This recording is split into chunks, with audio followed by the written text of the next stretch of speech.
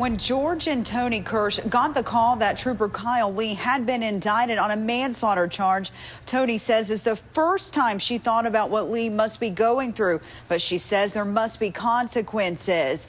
Now it's in an interview you'll only see here on WJTV 12.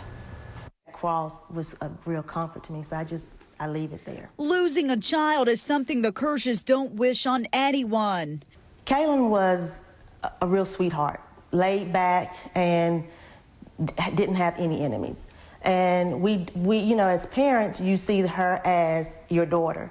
And it was after she was gone that we realized just how many lives she impacted. Kaelin was a track athlete at Mississippi State, trained by her father, George Kersh, who competed in the Olympic trials. So that was many hours spent on the track with Daddy teaching her, you know, how to run and proper technique and all those things. So it's a battle every day. Her life came to an end on May 7, 2017. Prosecutors say Mississippi State Trooper Kyle Lee crashed into her car with no lights and sirens in an SUV. The only thing I ever wanted was the truth to come out, because I think, I mentioned it in an interview previously, the officer self-reported that he was going 68 miles per hour, and that's what Troop G took as the gospel.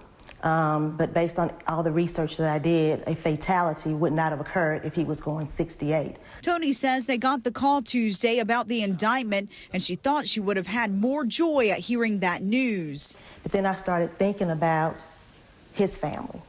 You know, so not only did he destroy my family and families associated with my family, but now his family and his parents and his, you know, all of his other relatives.